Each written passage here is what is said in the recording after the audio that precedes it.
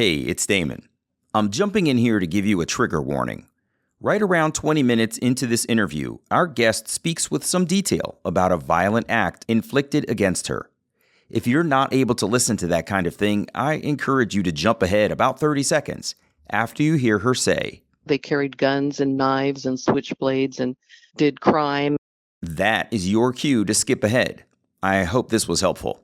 Here we go. It's like an illegitimate baby as a Catholic, give it up for adoption. And it was normalized too in our family because we were both adopted. But that's when I was pregnant is when I really started wondering about my birth mother. I'd always thought about her, but it's when I really started because I was going to have to give up my only known blood relative, my baby, the only human that looked like me, the only human that was related to me.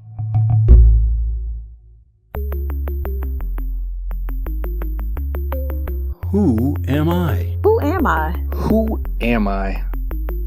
Who am I? Who am I? Who am I? Who am I? This is Who Am I, Really? A podcast about adoptees that have located and connected with their biological family members. I'm Damon Davis, and today you're going to hear the double story of Monica. She lives in the suburbs outside of Sacramento, California.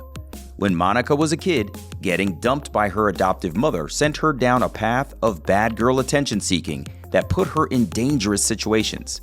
In reunion, she discovered her heritage is tied to Native people of North America and that her instinct to search was well-timed because her passionate drive was matched by someone else very important to Monica who was looking for her too. As an adoptee, Monica holds a unique perspective that helped her prepare for one of the most pivotal moments in her life. Remember the trigger warning around 20 minutes in. This is Monica's journey. Monica spent her childhood in Anchorage, Alaska. When I asked Monica to tell me about her life growing up in adoption, she said she didn't know anything else. Adoption was just normal. The narrative she grew up with was that her other mother wanted her to have both a mom and a dad. So she selflessly placed Monica for adoption because she loved her so much. When Monica was 3 years old, her parents adopted her brother from Canada. She remembers the family going to pick up her little brother and, as a 3-year-old girl, being horrified that this new baby was in her mom's arms and Monica was not. My mom, back in the 90s, told me that story and laughed about it, that I was so horror-stricken. And yeah, it wasn't funny to me. And then I had a memory of it, but I was always very jealous of my little brother. He got all her attention. He was super needy. I appeared strong, so I kind of got dropped. So what was your life like together? This is a brother who's not biological to you. How did you and your brother get along? And how did you and your adoptive family get along? It's so funny. Well, he lives with me now, so there's that. Mm-hmm. And we're recording this on Valentine's Day, and he gave me a Valentine's gift, which is a necklace, little heart necklace. So we worked it out, but if you look back in all the photographs of me in my mom's lap with my brother, well, next to my brother, if you see any picture, you can see my jaw jetting out because I'm jealous. And I know I picked on him, and you can see pictures of me when he's barely walking, that I have my fist above his head and he's cowering. The next door neighbor said, I do remember her saying this, maybe I was 4 or 5. She says, Mary Monica, someday Timmy's going to be bigger than you and he's going to hit you back. And he never did. My brother's super, super loyal and sensitive and kind and completely opposite of me. And we were both adopted out of Canada, out of Edmonton, Alberta. And I do remember growing up, we used to laugh about it and tell our friends, we're adopted. They're like, ooh, you are? I wish we were too. Those types of things. And I didn't think it was a big deal or a bad thing when I was little. Although when I got a little older, my early teens, I started really noticing the differences within my family. That, and in fact, at 15, I was writing in a journal. And I made a note that nobody in my family is related. My brother's not related to me. We're not related to our parents. We're all just strangers living in a house, and we were nothing alike. I was nothing like my parents. And I don't think I really looked like my parents. My brother was very fair. He had blonde hair, saucer gray eyes, fair skin. He was very sensitive. I was like a little percheron. My dad used to think of me as this little bit one of those horses that's really strong. I was a tomboy, had dark hair, olive skin, and it was appeared fearless. But I remember as early as my first memory of wanting to not be embarrassed is when I was probably 3 or 4. We were living in Alaska, and I was told not to, but I stuck my tongue to the fence, the metal fence. I mean, I was always good for a dare. I was just outside by myself, and I got stuck. My tongue got stuck. Oh, no. It was in wintertime, of course, and I was just horror stricken that the big kids would come home from elementary school and see me stuck there. That was my first memory of how others perceived me. And I was always trying to impress my dad because he favored me. My mom kind of dropped me, and I was strong. My dad favored me. And then I had trouble. I had trouble in first grade with being able to write my numbers. And I can still remember, I mean, the first grade, sitting at the kitchen table and getting confused between like maybe the transitioning from maybe 10 to 11 or 19 to 20. And I can still remember how it felt. My frontal lobe would shut down, like I was going to lose favor or it was insecurity. And I just couldn't get it. And the more that I tried, the more my frontal lobe shut down. And then as a kid, my mother would get frustrated. She'd slam her pencil down and push her chair away from the table. And so I just stopped bringing work home. I mean, I think I probably had some ADD and learning disabilities or something. And then when I was in elementary school, maybe second or third grade, I started feeling really good. I don't know if anybody listening remembers SRA, but they were little boxes of cards for reading, and you would go up a level and you get a different colored box of cards to read. And I moved right up in second grade, and I was so proud. And then we had, I think it was a class census, must have been, because there was something came around and you had to color it in with a black number 2 pencil. It's very important. Fill in the dot. And it came to me, and I couldn't answer this one question. A couple of the questions didn't apply to me, and there was nothing. It was like, are you living with your real parents kind of question. I live with my real parents, but I knew I had other real parents. And I went home. I must have told my mom about it, and my father blew a gasket that they were trying to pry into our personal life, and went to school and made a huge deal out of it with the principal. And man, I felt like there was something wrong with me. And that is when everything shut down in terms of education. That's the first memory of my real self-worth issues. Wow. That's really fascinating. And I'm sorry to hear that. That must have been really rough, because I know that notion of feeling like something's wrong with you can be prevalent among adoptees, and especially when you have a learning challenge of some kind. Just this general question of, wow, why aren't I getting this, can be really tough to get through. You mentioned before that you felt like your mom dropped you. What does that mean? Well, my mom was very sensitive and had a really difficult childhood, alcoholism and major codependency. And so when my brother came along, when we got him, he was gangly. The lady at the adoption agency was so proud because he was sleeping through the night at 3 weeks old. Well, I think he had failure to thrive syndrome. He was skinny and gangly. And when we brought him home, he cried constantly. He had food allergies. His belly button was poking out. He needed fattening up. He cried at any little thing, especially if it involved me and mom having fun. So basically, I was not tonight, not today, honey. We don't want to wake your brother. No more playing the piano. No more time with mom, and I resented him, and he just needed her, and she needed someone to need her. So it was a perfect storm, and I was dropped. And at least that's how I perceived it. And in fact, she passed away 4 years ago at 94, and he was still living with her. Wow. Never moved out, never launched, ended up with a meth addiction for 15 years. And when she died, he was clean by 2 years by then, and she had nowhere to go. He had nowhere to go. And that kid, man, that little boy, he could write you a letter where you had to read in the mirror. He could write with either hand upside down or backwards.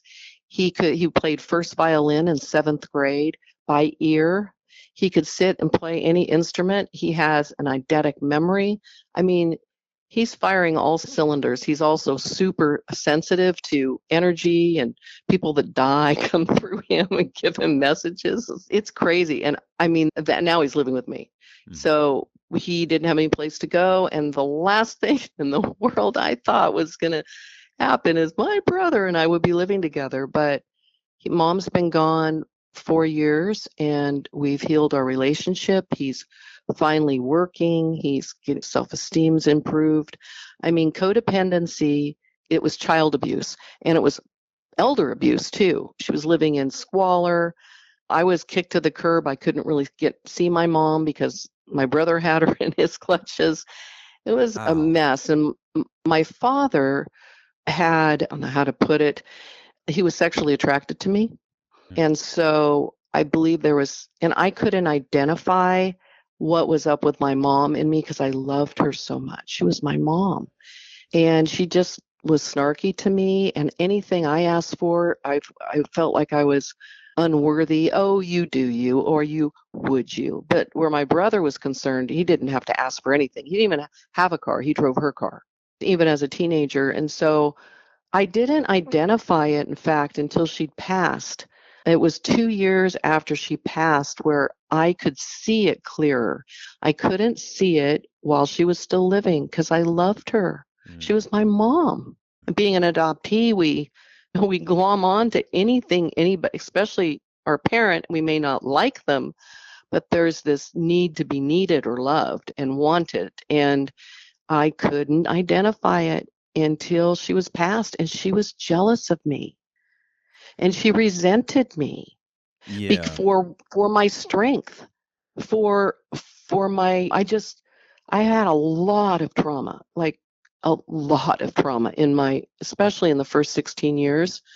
And she didn't protect me, but she was so codependent. I don't think she could see things. I don't know. My best friend up in Alaska, who was with me during my early teen years when some major stuff went down, she's helped me while I was writing my memoir. And she'd say, when I was working through the stuff with my mom just a couple of years ago, now mind you, I started writing in 2016. It is today 2024, and it's just getting published. And it's because I couldn't finish it until I could see clearly, and I couldn't see clearly until she was gone. And I remember my friend Kelly saying to me, Monica, you've always made excuses for your mom. And I think maybe that's an adoptee thing. It's like, I just, I know my dad, the things he did and his sickness. He passed when I was 19. We moved to California when I was 16. And so let me pause you for a quick second. I don't want you to just keep running. I want to ask a few questions if you don't mind. One of the things that you said was that she was jealous of you. Well, let's backtrack from that even. One of the things that you said was that she dropped you in terms of an emotional connection to you when your brother was adopted. That seems like that's one piece of trauma right there. And then they became codependent with each other.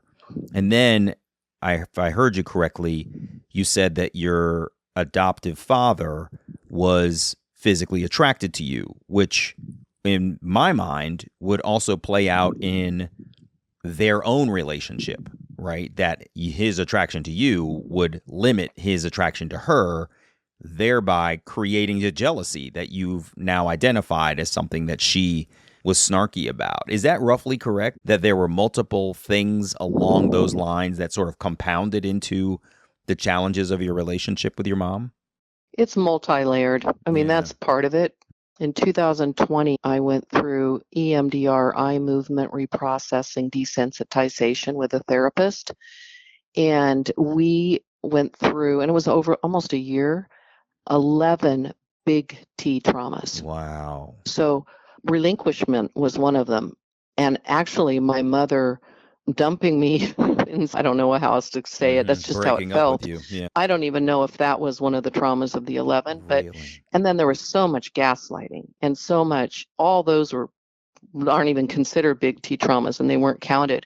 So yes, yeah, and my parents' relationship was fraught and they seemed to get along and love each other, but I learned a lot of things over the years, and I grew up in a really sick household. Yeah, that's the sense I'm getting. And I'm so sorry for that. That's so rough for anybody's start. You want to start off with the best possible scenario, and it sounds like yours was nowhere near that. And that's a really rough way to begin. Can you tell me a little bit about your teenage years? It sounded like it got pretty rough. You moved away. I would imagine as a teenager, your father's attraction to you probably got even worse. Tell me a little bit about your teenage years in your home, because it sounded like it was a rebellious time for you. Yeah, most of the rebellion happened prior to leaving Alaska. So this is the 70s. Alaska was in an oil boom town. Oil was discovered in 1968 when I was, I think, 11 or in fifth grade, I believe. And all of a sudden, we had all these people moving to Alaska. But even prior to that, Alaska's dark in the winter. It's isolated. People that go to Alaska, why are they going up there? Some were to hide, some trying to get away from the law, others wanted a new start. So you had a whole different type of person up there, and you also had a lot of crime that started when the oil was discovered. But prior to that, I read an essay that was a 1944 contest essay in Alaska. What's wrong with Anchorage? And the winner noted lack of civic pride and the unchecked spread of prostitution and gambling. So that was in 44. And then it just multiplied when the boom came. So I was on split shift for junior high and high school while they were building. Our population maybe more than doubled. And we had the Hells Angels came to town. The mob came to town. Lots of sex workers, strip clubs everywhere. So it was a real different place to grow up. And it was the Wild West. There wasn't a lot of law. There was a lot of people making money on the backs of females, literally.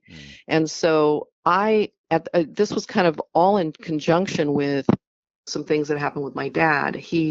There was no physical sexual abuse when I was a teenager, but there was some absolute horrific verbal abuse and physical abuse.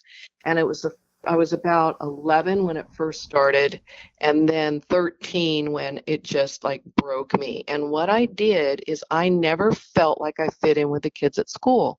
These kids came up from the lower 48. Their fathers were bank managers. They lived in nice, fancy houses.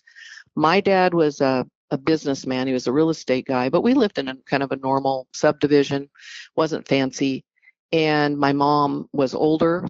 She was 32 when I was adopted. My dad was 42, and they were really old school. I couldn't have cute clothes. My mom was overprotective because of the way she'd grown up. And so something clicked with an event with my dad at 13. And I don't know if it was a conscious decision, but I became the baddest kid I could be. I felt like someone would look up to me if I was bad. And I didn't fit in with the smart kids in school. And I just became a juvenile delinquent. And with the claim of virginity, I was named after the Virgin Mary, being Mary Monica, major Catholic family. My dad with a Madonna complex, my mother virgin when he married her. It was clear in our family. And I snuck out my window. I broke into houses. I rode in stolen cars. I beat people up. I vandalized. And I put myself in some really scary places, starting from 13 until 15. Wow. And so 15 is when my life changed. Mm. The rebellious thing feels like a cry for attention. I'm not clinically trained. I don't know this, but just the way you've described your home life and the abuse and then the breakup of your mom and you from her side feels like being a badass was saying, hey, somebody pay attention to me, please. Right? Am I wrong about that? No, you're right. Look at me, look at me, look at me. Oh, please look at me. Please look at me. Yeah. And I was reading the book with Dr. Bruce Perry and Oprah Winfrey, What Happened to You? And they talk about the challenge of saying what's wrong with you to a child when it's in fact the things that happened to them that make them act the ways that they do. They've learned from the world certain behaviors, or if you don't do it this way, then the world wants you to do it this way. And so people just end up acting out. And it sounds exactly like what you were doing. So what happened then in your teenage years? It sounds like you had a big moment. Yeah, I snuck out my bedroom window. I had a best friend, and she had 3 big brothers who were criminals. I was 13 when I first met them. They were 3 years older. And then by the time I'm 15, they're 19. And at the beginning, they just kind of ignored us because we were just kids. And I looked up to them like they were gods. They carried guns and knives and switchblades and did crime. And back then, everybody carried a gun. And I think they still do. I don't think there's a concealed weapon law up there at all. And so I snuck out my bedroom window one night and I got raped by my friend's big brother's friend. And he was 19. I didn't know at the time that he was a heroin addict. I wasn't attracted to him. I dated, well, I didn't date. I was 15, but my crushes were on boys that were in school, with braces and zits. And, this guy looked like Manson. So it was really scary, and I got raped as a virgin, and he shamed me, and I guess because I was a lousy lay and there was no blood, and I took that to my grave almost, for I didn't tell anybody. I felt like it was my fault. I shouldn't have done this. I should have screamed. I didn't have a bloody lip. My clothes weren't torn. The whole scenario, the chapter is called, I think, A Lousy Lay in my book, actually.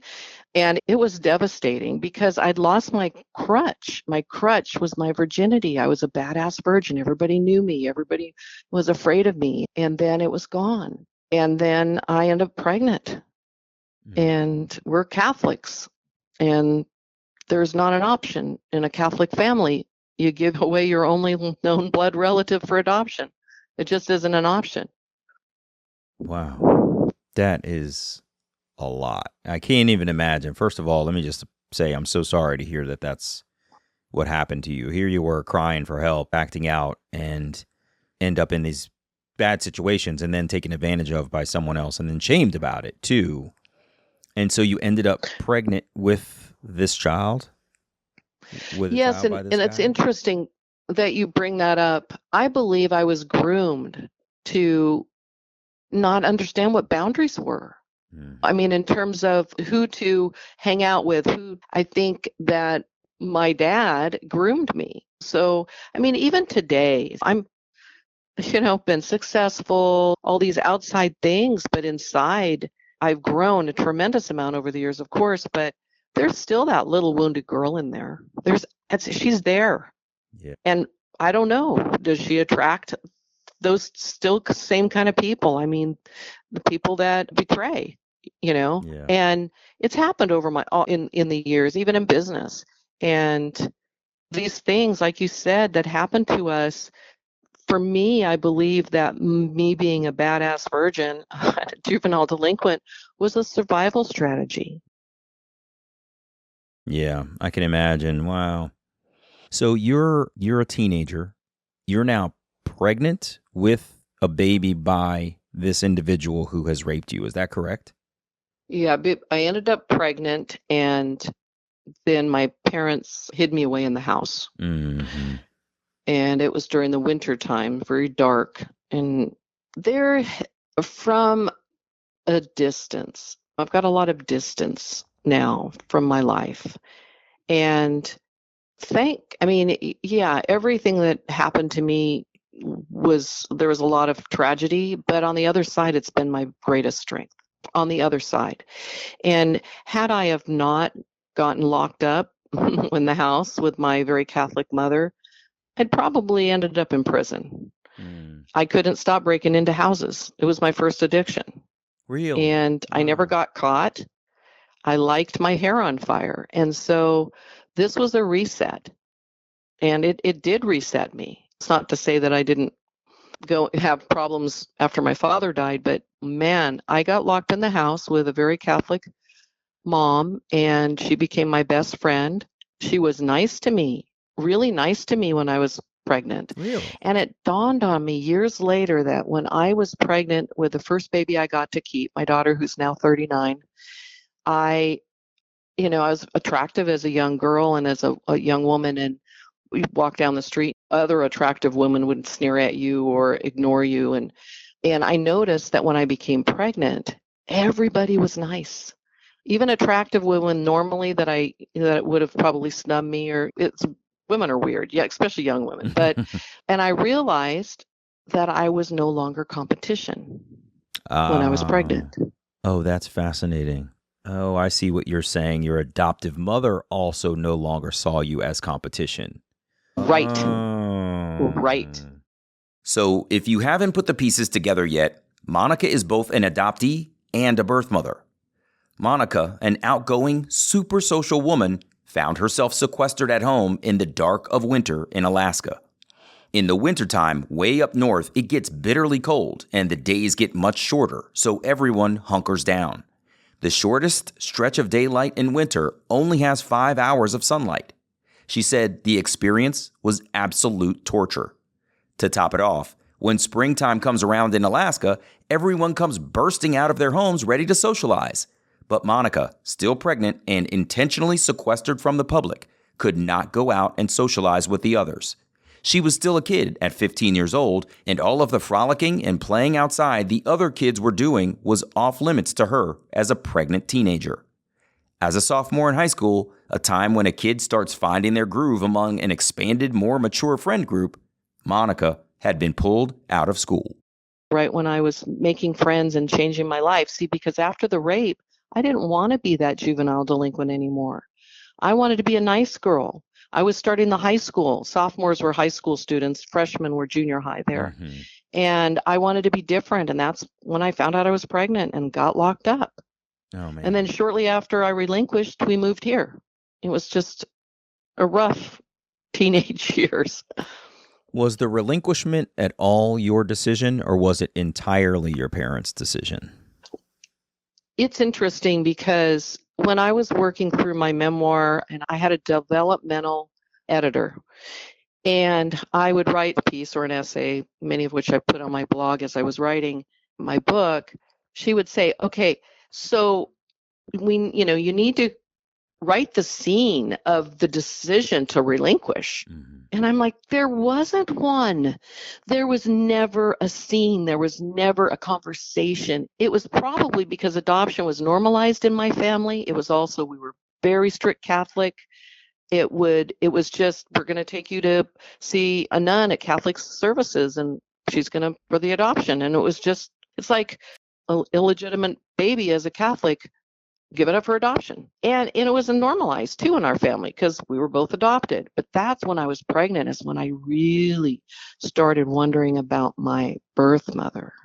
I'd always thought about her, but it's when I really started because I was going to have to give up my only known blood relative, my baby, the only human that looked like me, the only human that was related to me. And I remember grooming the nun for her to let me see my baby because the Catholic hospitals didn't let you. And I was basically going to hold her hostage. I'm sorry, unless I get to see her, you don't get her. I'm not signing. That was my idea and on the back of my mind, but I did get to see her.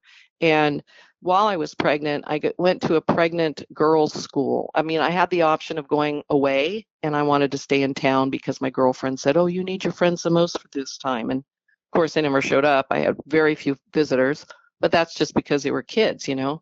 And so I stayed at home, and I went to a pregnant girls' school 2 days a week at the admin building with a bunch of other knocked up teens. The youngest was 14, I was 15, the oldest was 17.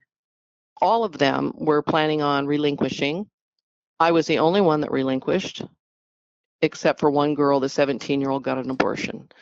Everybody else, they weren't at the Catholic hospital. They saw their baby and they kept it, or their mother wouldn't let them give them up.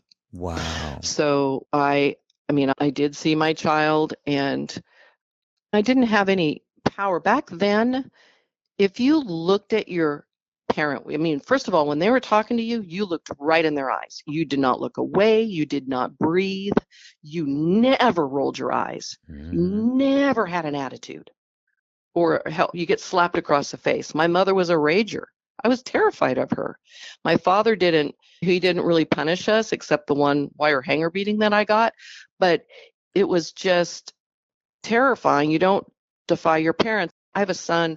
He's 29 now, but when I was writing the wire hanger beating, and I was really going through it, I mean, because it was so painful. The painful part is I had repressed part of it, the part where my mother turned her back on me. And that memory didn't come up for 13 years. And when I was driving down the freeway in California, I mean, I had so many repressed memories. And it was the abandonment of my mom who didn't protect me. And anyway, my son said, I was talking to him about it in the kitchen. My brother was there. I think somebody else was there. And he goes, "Mom, if you or Dad did that to me, I'd have run and told. I would have told somebody right away. It sounds like you had Stockholm syndrome." And I'm like, "Yeah, that's harsh." No. I looked it up. Abused children can have Stockholm syndrome. Yeah, I could imagine, right? These are the people that are caring for you, quote unquote, but they are also relatively your captors and abusers. So I could see how that would be a catch-22 of Stockholm syndrome. That's really fascinating that he made that insight on you. Wow. Yeah, and you know what the best part about that, Damon, is that my son saw it. My son was never abused. My son I raised healthy kids. That's the beautiful part, right? For a 15-year-old girl to give birth to a child is a big deal. When I asked what Monica's life was like after the relinquishment, she described seeing pictures of herself at her sweet 16 birthday. She said she was so pretty back then, with beautiful shiny hair and the sweet look of innocence. And that was probably one of the most depressing days of my life. My daughter was under 30 days old. She was already gone. It was gray and drizzly and wet, July 27th in Alaska. And nobody wanted to go to a movie with the family or anything. And there's a picture of me cutting my cake. And I remember being so depressed. And I wrote in my journal, I said, "Sweet 16 and never been kissed." Ha! Super sarcastic. And I remember thinking, and I wrote it in my journal, my other mother, she must be thinking about me. It's such a weird feeling thinking that somebody you don't even know is thinking about you, and somebody they don't even know is thinking about them. And when I was pregnant, the state adoption agency came to the pregnant girls' school, and we're giving the women their options, the girls their options. And I afterwards stayed back, and I told her that I was already making plans through Catholic Charities. And I said, "But I'm adopted. And my parents don't know anything about my family," because I'd never mentioned it. I just assumed nobody knew anything. So I went home and I told my mom, and she started to cry. And I said, "Mama, what's wrong? What's wrong?" And she wouldn't tell me. And I asked her years later when I was writing my memoir, and she goes, "Oh, honey, I remember." She said, "I was so sad that the years I got with you and got to love you, your birth mother didn't." So being an adoptive parent, I mean, it's so complex. There's this both sides, and my daughter's family, the one I relinquished, that has the same played out similar, and just a complex mess. It's not natural. Yeah. Adoption isn't natural. No. And No, we it's make the best absolutely of it. But yes. Wow. So you lived in depression that following year, I would imagine it followed you for a long time too. Is that right? I'm not a depressed person. Mhm. I have had situational depression, and I think that God made me strong so that I could survive all this because I did. And how I did is I pushed it down. Yeah. And when I left the hospital after seeing her, and we were there for 3 days, I said to myself, I just won't think about it right now. I just won't think about it right now. As we're driving away from my daughter, I just won't think about it right now. And so I'd push it down. But that 16th birthday was so depressing. And once I got back to school, I tried to get back in the swing of things. I thought things would be more normal. They weren't. I had body issues, insecurity. I had little stretch marks around my tummy, and I wasn't going to be able to look normal like the other girls. And so, yeah, life was different. But one thing that I might add really quick, when I mentioned that to my mom, she said, well, there's some papers in the safe deposit box with your mother's name and your name on it. Wow. I'm like, what?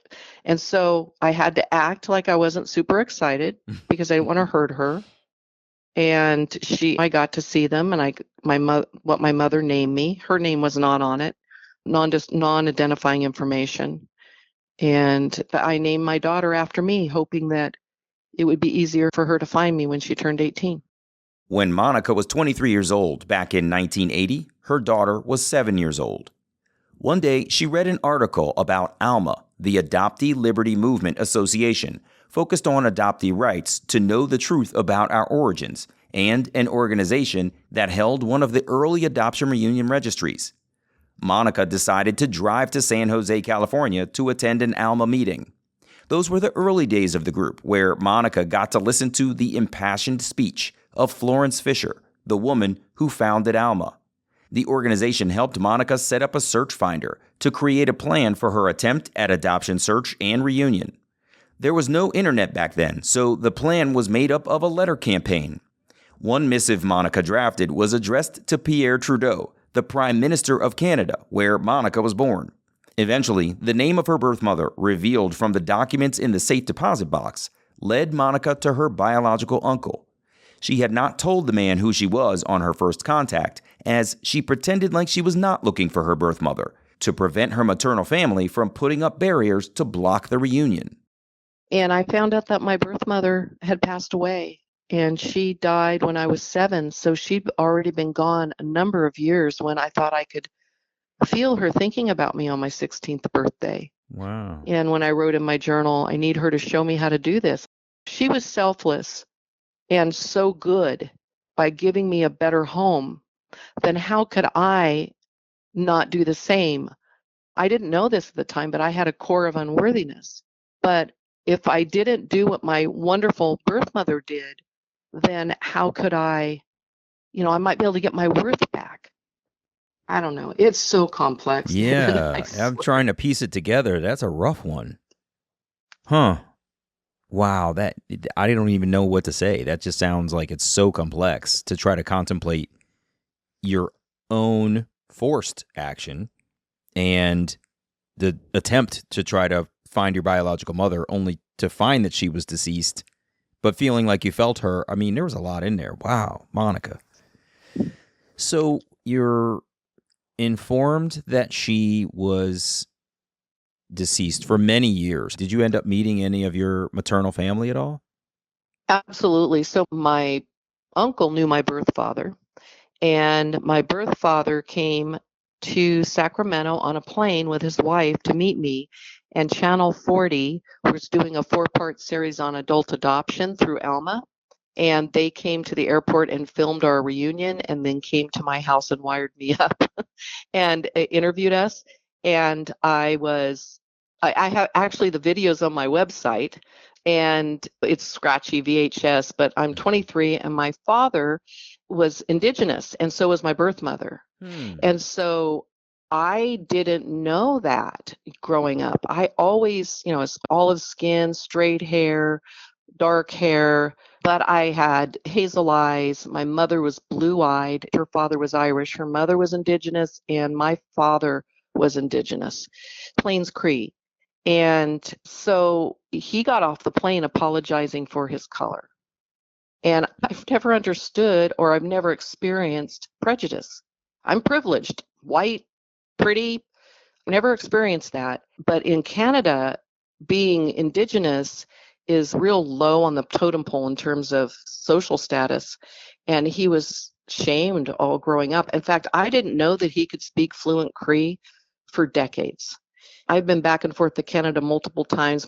I have 3 siblings from my birth mother, 4 siblings from my birth father. And on the property where both sides of my family settled around Lac St. Anne in Alberta, which is where a lot of the native people settled, they have a pilgrimage right next to my father's property where 30,000 Indigenous people come across from North America for the healing waters contained in the lake, which is now a Catholic, but it used to be Lake of the Spirit, Manitou Sakahigan, I believe is how it's pronounced. So yeah, that was a whole new experience. That is fascinating. Tell me what you thought you were ethnically, and then was it a revelation to realize that you were directly descendant from Indigenous people? So growing up in Alaska in the 70s, half breed, by Cher and Cherokee people, that song, and Billy Jack was a movie, and it was cool to be Indian. And I wanted to be Indian. And my best friends, my other little hoodlum friends, they said they were part Indigenous. One said she had some Cree blood, and the other said she had Nez Perce blood. And so I wanted to be too. And I'd always felt drawn that way, but I had no idea. And then on the papers that I saw when I was pregnant with the baby I relinquished, it said that my father was French and my mother was Irish. Well, they left it off because I would have been hard to place. And I was born, I found later, with a full head of dark hair. But when I was adopted out of the foster home at 4 months, I was bald. It had all fallen out. So I looked white. So when I found out I was Indigenous, it just felt like, no kidding. Right. I felt it. It wasn't a surprise. And there's an article I just got my hands on about Victoria Belcourt Calahoo. She was an historian in around Lac St. Anne where I was born, about how her mother, she went on buffalo hunts, and her mother was a medicine woman. And so she would be my great aunt, and her mother would be my great great grandmother. And I've been an herbalist, aromatherapist. I've made poultices. For years, I've been like the healing lady everybody came to. And I started a company, a body care company back in the mid 90s that's now in 64 countries today. Wow. I don't know it anymore, but I've always formulated and created. And it's like, no kidding. My great grandma was a medicine woman, right? Wow. That's such an interesting tie back to your lineage, that you would formulate a company and have always been the healing person. And that was directly descendant from someone who was part of your Indigenous family. That's really amazing. Wow. So then, how was your relationship with your biological father? You've told me that he sort of apologized for his color. I get the impression that he was playing to the discrimination that a lot of people have against people like himself, who I assume looked more Indigenous than you do. What was your relationship with him after your reunion? Oh, he was so proud. He had a white daughter. So proud. When I went to the pilgrimage, I went to a number of them. They happened to fall on my birthday, and they're a 3-day event. And all my family, both sides, there's thousands of people. And I took the daughter that I relinquished, who was pregnant at the time with my granddaughter, my other daughter, and my son. And we all went. I took my daughter to the land of her people, right? And I remember my father standing there, and my son he's part Japanese, so he's a little darker hair and stuff. But the rest of us, we've all got bleach blonde hair, my daughters. And he spreads his arm out and he goes, "This is my daughter, Monica, and her offspring." Like, so proud, right? And even in the interview in my living room, it was like, I just didn't, I just, the color is so different. I couldn't believe she was my daughter. And so he was the sweetest, humble, kind, quiet, reserved, complete polar opposite of me. Oh, that's really funny. My birth mother's father was an Irish, or I think he was English and Irish drunk with a high forehead, with a gift for gab, could sell ice to Eskimos, I got that gene with the alcoholism too.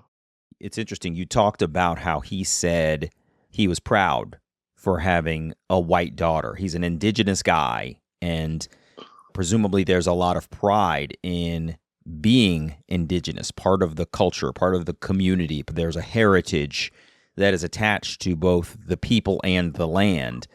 Yet my sense is that years of trauma from basically colonizers has made it such that people feel that white is right? That they've been oppressed, and so it must be better to be white. And so it was just interesting to me to hear him make a comment that almost echoed years and years of trauma that would have been inflicted upon indigenous people. Am I wrong about that?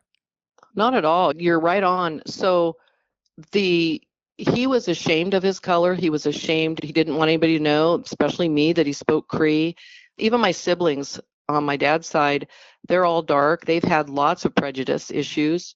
At one point, the Cree and the indigenous were very proud and self-sustaining, and all that was stripped with colonization. And many of them lost their status, which we did. We were actually considered Métis, which is half-breed. So you're no one. You're not white and you're not indigenous. You're not no man. And that's who settled around the lake, is the people that mostly took script, which was the government gave the indigenous people a little bit of land and a little bit of money to not be Indian anymore. And so it was a genocide. And my auntie's daughter is missing. Like, they'd come in and they would just you could hear across the lake the whistle blow. That meant the government was coming to take your kids, and they'd hide their kids.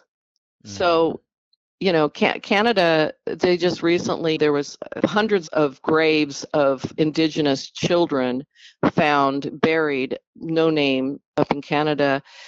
And in fact, 2 years ago on my birthday, the Pope came to Lac St. Anne, the land where my people are, right next to my dad's property, and apologized. We don't hear a lot about what in the U.S. about what happened up in Canada with the indigenous people. Like, I was part of the 60s scoop. That was different. They took indigenous babies out of homes and put them in white families. They were trying to get rid of them. They're trying and to taking stop their status away. Growth of the population by removing the kids. There's no offspring to grow up into the next generation of Native people. That's really awful. I'm sorry to hear that. To this point, Monica has found her maternal connections and learned that her birth mother was deceased, got to meet her birth father to explore her indigenous heritage, and has reconnected with her family tree roots through her research into her Cree First Nation ancestry. But that's all Monica's story as an adoptee. Remember, she's also a birth mother. Monica said that she could not wait until her daughter turned 18, counting down the years until she could search for her child. But as she expressed her desire to search with other people over time, they pushed back on her search and reunion goals, inserting doubt as to whether her daughter was ready to be found. The people who were opposed to Monica's search suggested maybe she should just wait. I'm like, hell no, I'm not waiting. I mean, I was so angry at those people, and I knew she'd want to find me. She'd be just like me. I just knew it. Monica was living in California, but her daughter was relinquished in Alaska. So, 6 months before her daughter's 18th birthday, she called the adoption agency. Alaska is a state where adoption records are open, one of very few states with that status back in 1991. The agency asked Monica to write an introductory letter that they would share with her daughter's adoptive parents. If her adoptive parents were open to communication, the agency would facilitate their connection. Monica had deep, mixed emotions about writing her heartfelt message to her daughter. Plus, I still had shame. I had so much shame relinquishing. Birth mothers are supposed to shrink back from the shame from which we came. That was how we felt. And so, at least many of them that I know. And so I was going to have to wait the 6 months. I was sitting at my desk at work, and the phone rang, and it was Catholic Social Services. And we're sorry it's taken so long to get back to you. And I'm like, okay, well, I wasn't expecting you to. What? Well, we have a picture here. I'm like, a picture of who? Of your daughter. She and her mother had called within a week or two of my call 6 months early because she couldn't wait. Wow. So the same way you couldn't wait, she couldn't wait. Right? That is amazing. Just like me, too. Looks like me, walks like me, talks like me. I mean, we're both really untraditional in any way, shape, or form. We're kind of dance to the beat of our own drum. We both like to decorate. We both have the same clothes in our closet. We have the same interests. So before you get too far, you've gotten a call that social services has a picture of your daughter. What did that feel like? So I had stuffed the emotion because I couldn't think about it because it was too painful. It felt like I was going to die. And so I never cried. I tried to cry. I ended up an alcoholic at 19 after my father died.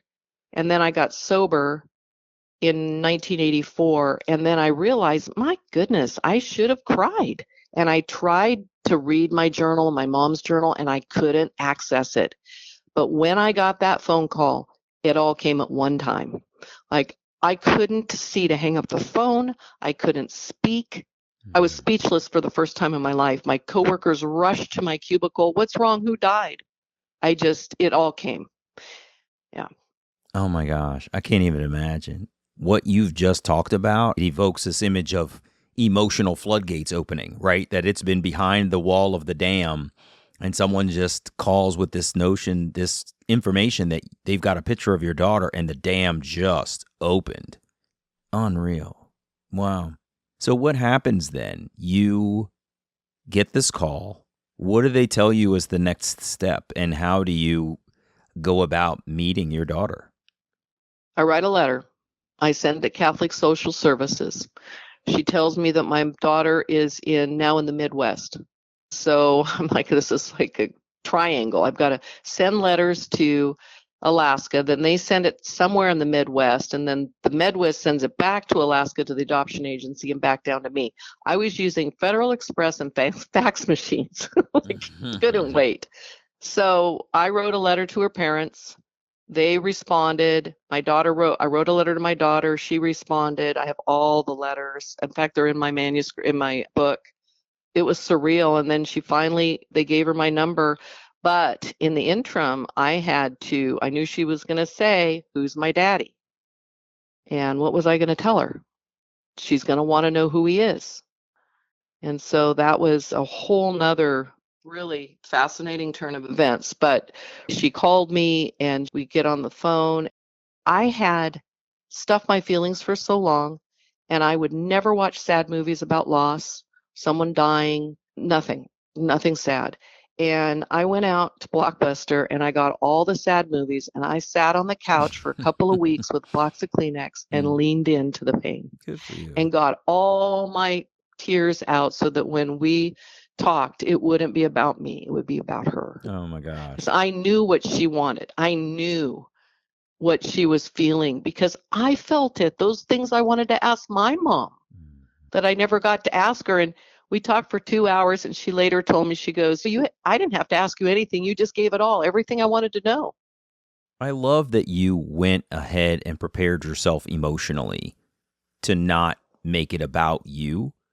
And I'm not saying that none of it should have been about you, but the fact that you had the foresight to recognize I need to pre-deal with some of this stuff is really powerful. I think a lot of people, one, we don't necessarily get the opportunity, right? Sometimes reunion just happens fast and you're like, oh shit, here it comes, right? And you just kind of dive in. But the fact that you were able to sort of make and take time to get some of your own emotions out of the way so that you could be really present and grant space for her is pretty impressive, I find. Well, I've been in recovery for a while, so I was pretty self-aware, been doing a lot of work on myself. And it's also, I was adopted. I knew different than somebody else would. You know, I had the perspective of being that relinquished person, wanting to know and wanting it to be healthy and good for her. You know, so that I think that layer made it different. Absolutely. It was intuitive. It was both intuitive and you had the unique perspective of the same lived experience, and therefore you could empathize accurately versus attempting to empathize. There's a huge difference. That's really awesome. So tell me a little bit about what your reunion was like. How did it go? So they flew her out. She lives in Michigan, and they flew her out for her 18th birthday, 2 days early. And this was back when you can go to the gate at the airport. Mm-hmm. It was with my father, the same. And my boyfriend at the time held the camcorder, and we have it on video. I haven't put it out yet, but it was, oh my gosh. You could see me standing at the window. It's dark and the planes are coming through, but you can't see anything, all just the reflection. I'm staring at this reflection, looking for her plane, and I'm tapping my foot. I'm so nervous. I'm taking deep breaths. I'm pacing back and forth. And I'm not generally a nervous person, but I mean, this was the biggest deal of my life. Yeah. This was it.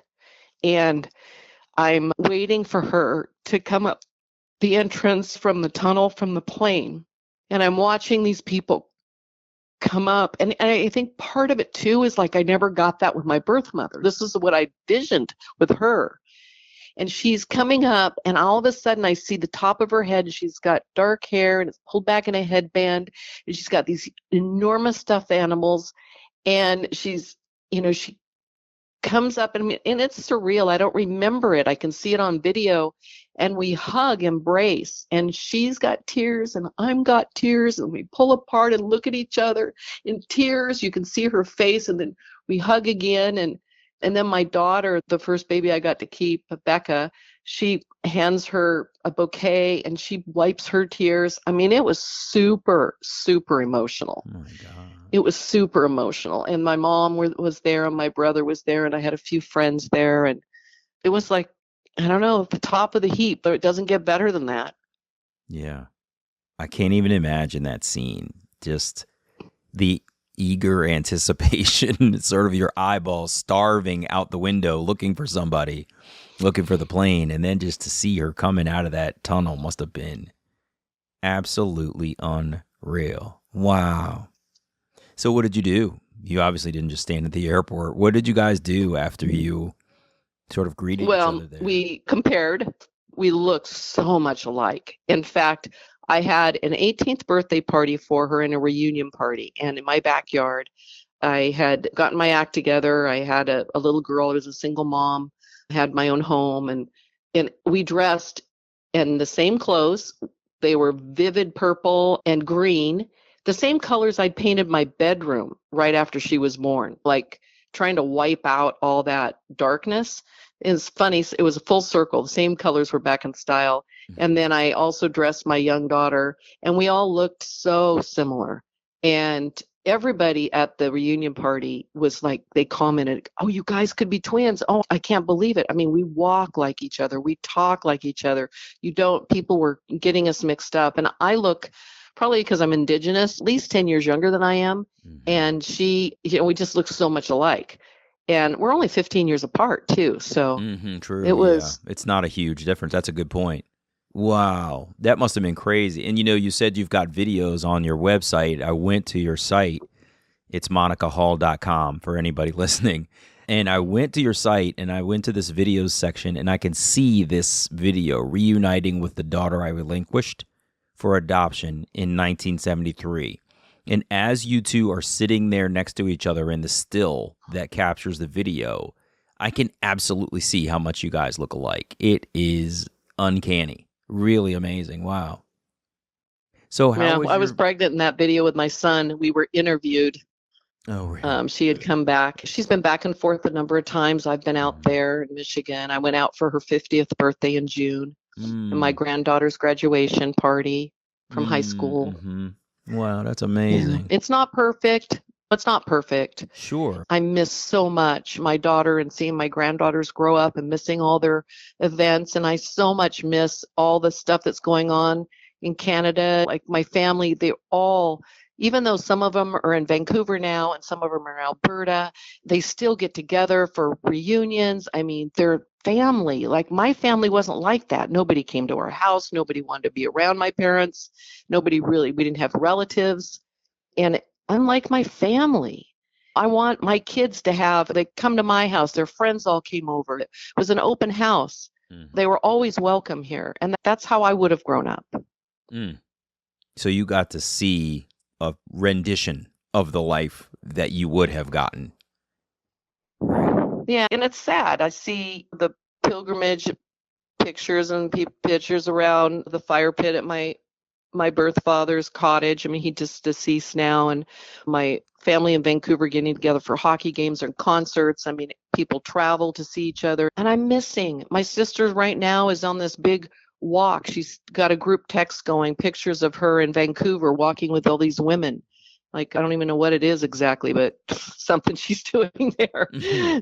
And I miss it. I missed it all. Yeah. But I'm not going to move to Michigan, and I'm not going to move to Canada. I have kids here and grandparents and my grandchild and my brother and a life here. And it's just, I'm so fractured.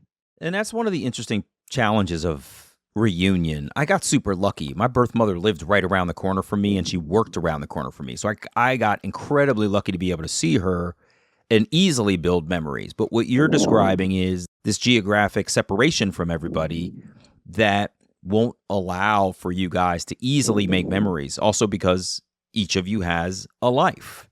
You've got your own children, your own family. She has her own children and family. And as much as you want it to just come right back together, be parallel and aligned and fit neatly, unfortunately it can't, because we've all grown up and developed our own lives. I feel what you're saying. You have been through so much.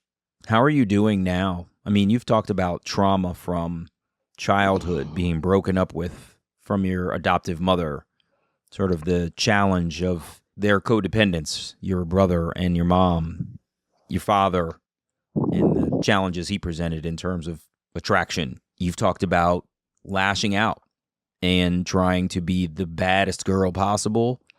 And unfortunately, you've talked about that going terribly wrong. You've been adopted and you're a birth mom. And this is only the stuff you've told me in the time that we've been here. And I know the story is far deeper than this. How are you today? I'm good. Just since 2016, so it's been almost 8 years of writing this memoir. Some of that time was really dark. And I thought, what am I doing? I shouldn't be doing this, because I was digging up memories that I'd stuffed and finding out what the reoccurring dreams were about, and there's different things that happened. And I almost stopped. And when I first started writing, it was because my daughter wanted me to, not the one I relinquished, but the one that's 39 now. And she said, Mom, I think you should write a memoir. You're so interesting. You're adopted, and you found Mary, and you found your family. And I started writing because kids had moved out and such, but it got so dark because I still felt guilty for the rape at 60. Still. And I had to get through all of that. And I almost stopped, but then I realized I was healing. I began healing, really healing. And then I was posting essays on my blog or on my website, and I got so much feedback. Like, people would call me and tell me they'd email, they would write their darkest secrets to me. Men, even things that aren't related. One guy said, I'm not adopted. I wasn't raped. I'm a man, but I had a dysfunctional family. I feel so much. Your writings helped me so much. And so then I kept going because I knew it wasn't just for me. It wasn't just for me. It was bigger than that. And so I'm good. It's being published. But at the same time, I heard a podcaster guy, he's a Indigenous scholar that wrote his memoir up in Canada. And I heard him on a podcast, and they said, oh, you must feel great now it's done. I'm doing book clubs and podcast interviews, and I've got to regurgitate it again. And it doesn't go away. It's not. If I want to help others, I have to just keep regurgitating it. Like, I got emotional when I thought of my daughter. I've gotten emotional a number of times recounting my story. And but it is what it is. This was my destiny. This is I'm accepting it, and I'm grateful that I'm here, and that I'm present, and that I'm sober, and that I was a good mom, and that I've healed. And there's just so many blessings in the darkness. I love that. Blessings in the darkness. Wow. I didn't actually hear her make this quote, but Brene Brown, I believe, has a quote similar to this, that we never really get over our traumas. We learn to dance with them. It's something of that, to that effect, right? It doesn't go away. You just learn to sort of navigate around them and with them. And similar to yourself, I've told my story multiple times. And when I shoot out the elevator version, the quick hit that lacks emotion, I'm fine. But if I sit here as you have done and tell the super long version, I definitely still get emotional. And I've been in reunion for the longest time. You've been in reunion longer than me. And you got emotional, recounting that moment of seeing your daughter, whom you had relinquished years before. So I think it's important for people to recognize that this stuff doesn't just go away. Just because I'm smiling and happy and I'm going about the rest of my life doesn't mean I don't think about all of the things that coincide with being an adoptee. And that sounds like that's what you're saying, is having been an adoptee, a birth mother, having been through some dark times, it never goes away. But it sounds like you've done taken some real steps to your own healing. And that's amazing. And I hope others are motivated by it. Thanks, David. For sure. Thank you, Monica, for being here. I appreciate it very much. This was really fascinating, and I'm inspired by your strength. So thank you so much for everything you shared, okay? My pleasure.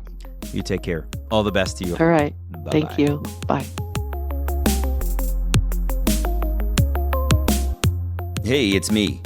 Monica has the unique experience of being an adopted person and a birth mother. I think that gave her a unique perspective on what it was going to be like to reunite with her daughter. Not only could she sense that her daughter was going to be just like her and want to find her when she turned 18, but she was right about their striking similarities between each other.